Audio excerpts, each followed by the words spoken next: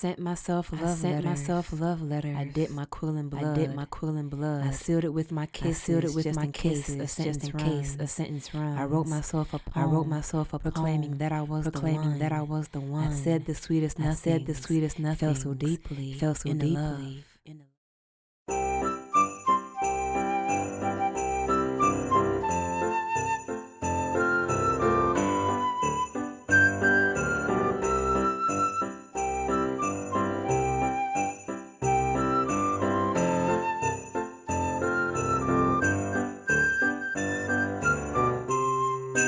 Jingle bells, heaven and hell, let God lead the way. Oh, what fun it is to experience the end of days. Oh, jingle bells, heaven and hell, let God lead the way. Oh, what fun it is to experience the end of days.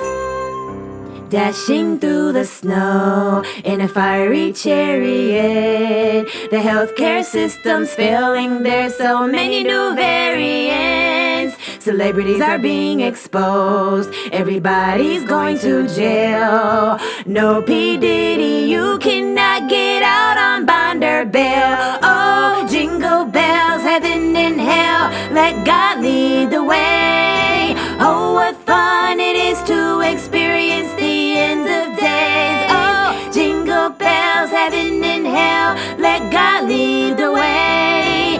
Oh, what fun it is to experience the end of days.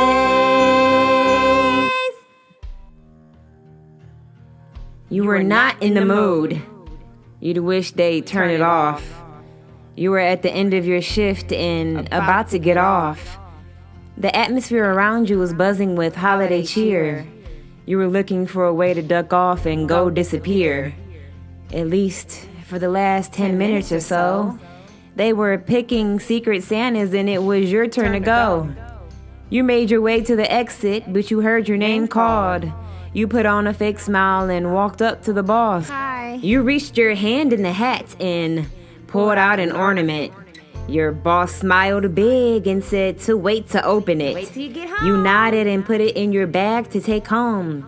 Your boss smiled and laughed and said, ho, ho, ho. The air was frigid and freezing when you got off your shift. Icicles formed on your nose and your lips. You were in the spirit. You were bitching the Grinch. The snow was falling down thick. It had risen an inch. No holiday cheer. You were grumpy and cold. These traditions were stupid. You thought they were old. Other people called you pressed because you weren't in the fold, not knowing that you had nowhere to call home. You sat in the car as it warmed up and watched your co-workers mingling, emerging with the pots, pans and leftovers from the Christmas potluck. You grumbled and said to yourself, bah humbug. Your seats warmed as the heat blasted out of the vents against your face and your legs. A chill came in through the window and crept up your neck. You bundled your coat and pulled off into traffic. You were getting up in years and starting to panic.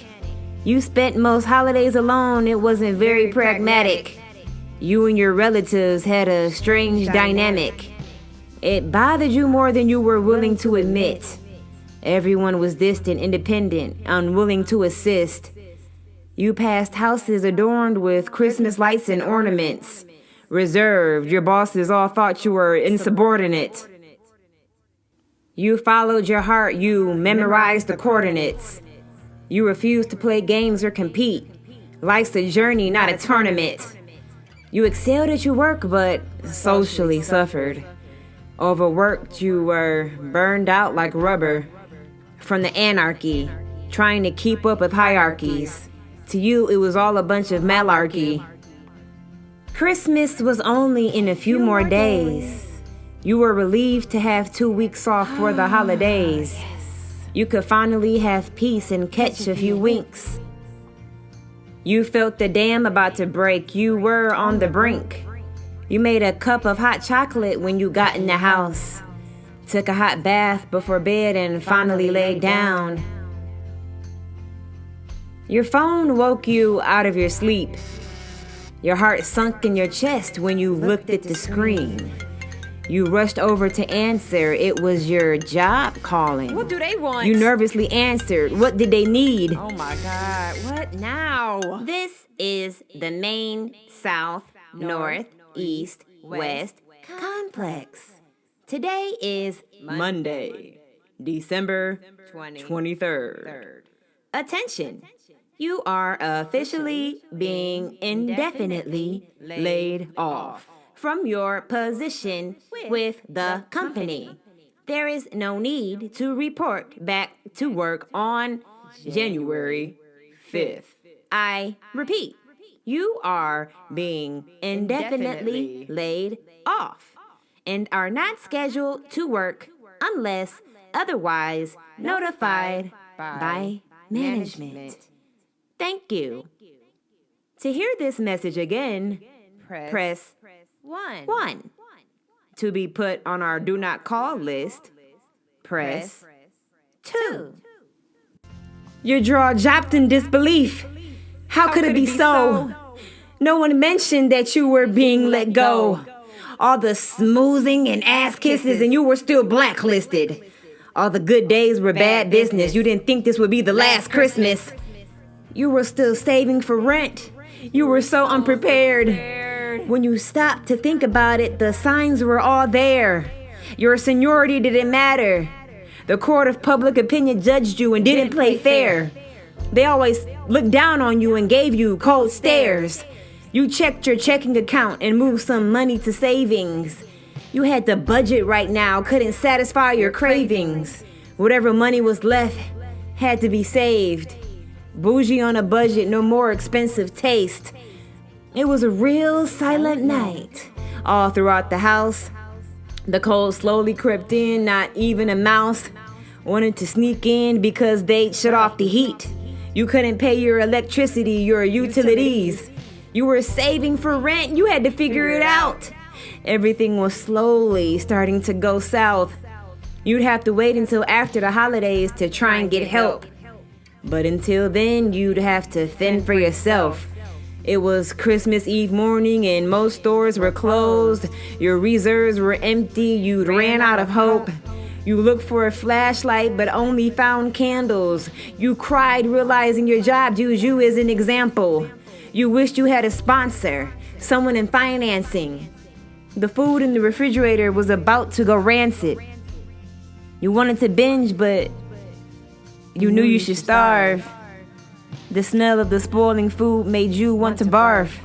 You ran to the bathroom and threw up in the sink. You needed to shower, you were starting to stink. Your ravenous hunger made it harder to think.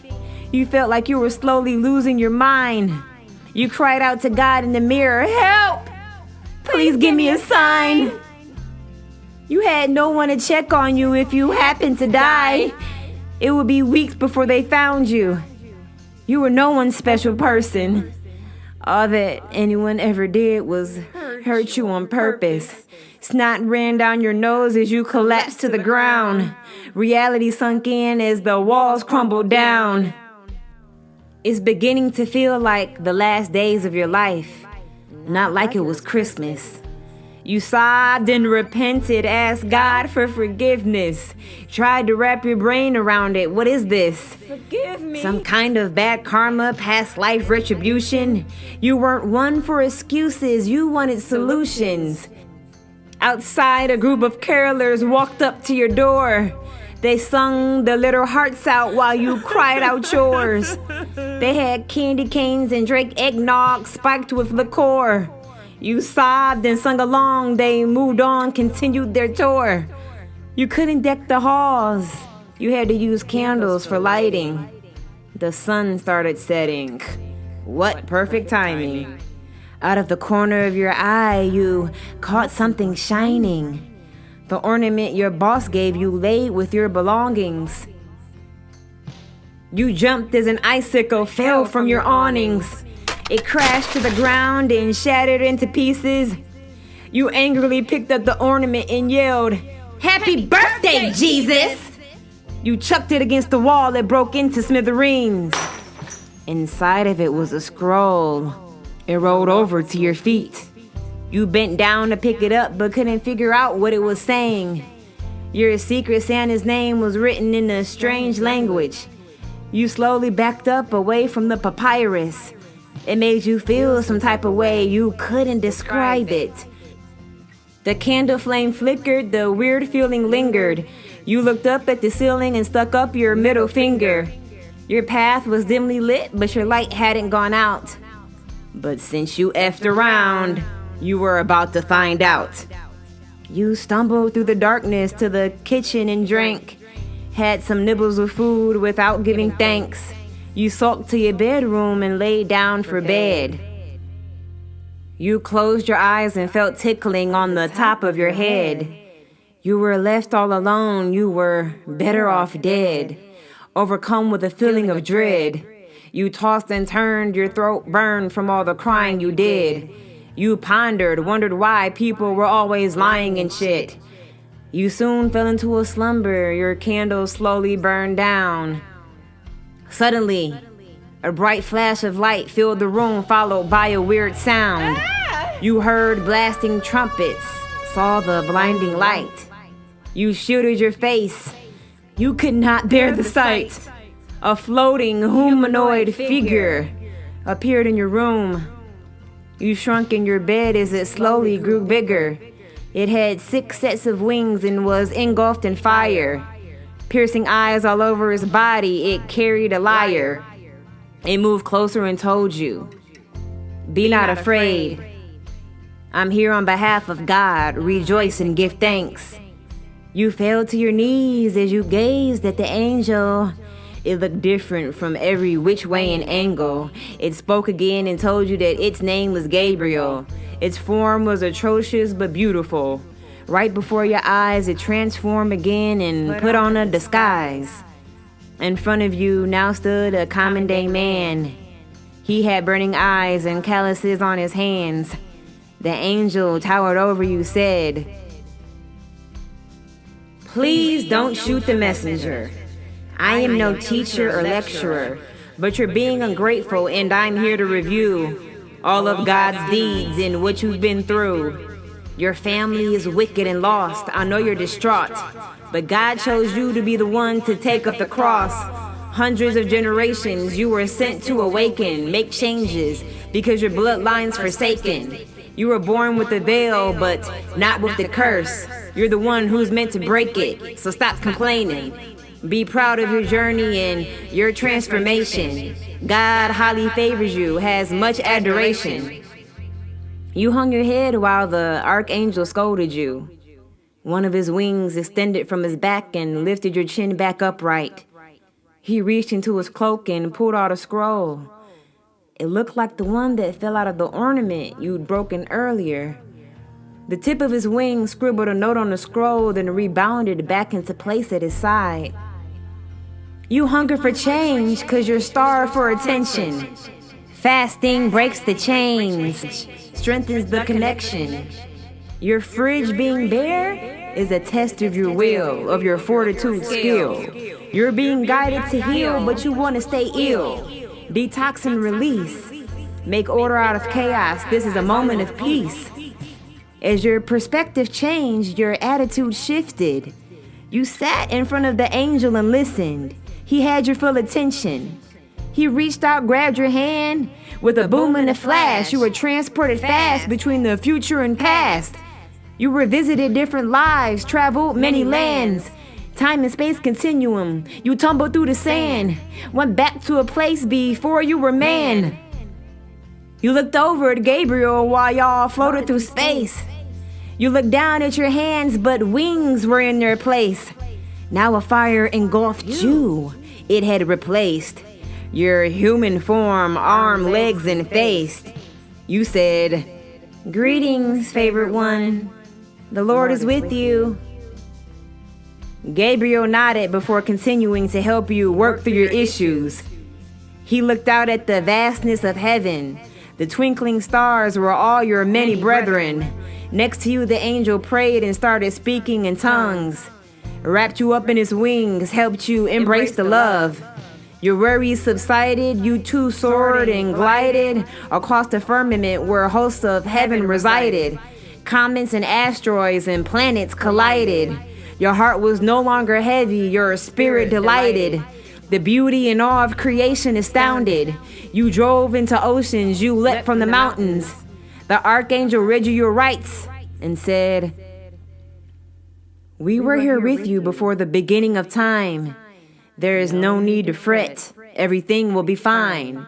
Things have to fall out of place to become aligned. You felt free, no longer stuck in a bind. The weight of the world fell off your shoulders and crashed, broken to itty-bitty pieces, formed into the wings on your back. A portal appeared. Gabriel pulled you through it. As you traveled through it, you heard a chorus of music. You quickly ascended to heaven, found yourself at the throne of the Most High Almighty. You politely bowed and approached with your inquiry. You reveled at their wisdom, their psyche. God, what must I do now? My feelings are hurt. I've been betrayed and kicked out. I feel like I've missed out. Give me some guidance, please. Tell me what to do now." You were confounded, cowered in God's presence. Archangel Gabriel consoled you, warned you to heed the message. You felt the Most High tell you, "This too is a gift. You were made beautifully and wonderfully. There's nothing I haven't missed. We planned this together before you were birthed. You carried it in your heart when we sent you to earth. You're on the right track, don't stray from the path." Together you both said, "The last shall be first and the first shall be last." The angels surrounded you and broke into praises, rejoices and amens. A multitude cheered you on. God's goodness was so gracious. They picked you up on their shoulders, you surfed through the crowd. Before you knew it, they had thrown you back down. Now you were a comet. You crashed into the earth. You climbed out of the rubble like a phoenix rebirthed. You dusted yourself off and trekked back to your house. The snow was so thick it muffled all the sound. Serene, you were peaceful, you felt so spaced out. You saw something glittering in the distance you couldn't make out. It was the ornament, back in one piece right outside of your house. You plucked it out the snow and swiveled around, but you were all alone now, no one to be found. Out of curiosity, you reopened the ornament and a lottery ticket fell to the ground. You scratched off the foil. Your eyes bulged, you gasped, your hand flew to your mouth. Oh my God. You'd won $4 million. The jackpot, the prize. Your eyes teared up and watered as you gazed in the sky. Your boss gave you the ticket, but God supplied your riches according to his glory that you were so blessed to witness. Azoic, before the beginning of all time, may the true meaning of Christmas bring you back to life. Wonder and joy, the ultimate gift is sacrifice, humility, and forgiveness. I love y'all. Happy holidays.